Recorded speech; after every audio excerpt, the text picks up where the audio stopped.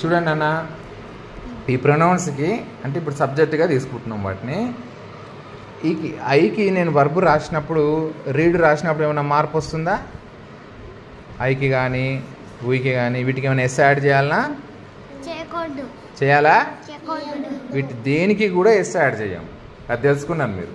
కానీ హీకి వచ్చేసరికి రీడ్కి ఏం యాడ్ చేయాలి? షీకి ఏం యాడ్ చేయాలి? షీ వచ్చినప్పుడు రీడ్కు ఎస్ యాడ్ చేయాలి. He reads, she reads, it reads అని కదా. కొన్నిటికి థర్డ్ పర్సన్ సింగులర్ చేయాలంటే ఓన్లీ ఎస్ యాడ్ చేస్తే సరిపోతుంది ఇట్లాంటి వర్డ్స్కి. కానీ కొన్ని వర్డ్స్కి ఎండింగ్లో ఎక్స్ కానీ జెడ్ కానీ ఓ కానీ ఎస్ కానీ హెచ్ కానీ సిహెచ్ కానీ ఎస్హెచ్ కానీ వచ్చినప్పుడు వాటికి థర్డ్ పర్సన్ సింగులర్ చేయడానికి ఇక్కడ ఎస్ యాడ్ చేసినాం కదా, వాటికి ఈఎస్ యాడ్ చేస్తాం అంతే. చూడండి ఎట్లా యాడ్ చేస్తామో.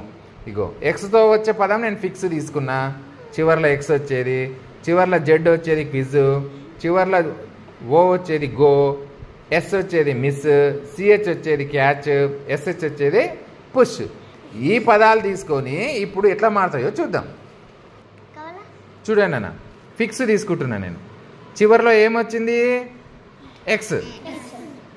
I fix, we fix, they fix, you fix.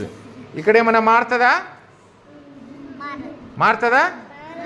వీటికి దేనికి కూడా మారదు. మారేదంతా థర్డ్ పర్సన్ సింగులర్కే. చూడండి, he fix, she fix, it fix. ఇప్పుడు ఇంతకుముందు ఎస్ పెడితేనే థర్డ్ పర్సన్ సింగులర్ అయ్యేది. కానీ ఇట్లా ఎక్స్ వచ్చినప్పుడు ఏమొస్తుంది మనకు? ఈఎస్ యాడ్ చేయాలి. చూడండి, he fixes, she fixes, it fixes. ఇది మారదు. I fix, we fix, they fix, you fix, he fixes, she fixes, it fixes. Next word చూద్దాం. నెక్స్ట్ బేటా నేను క్విజ్ తీసుకుంటున్నా. ఎండ్.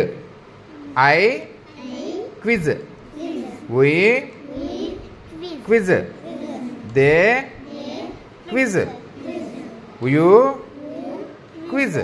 క్విజ్ అంటే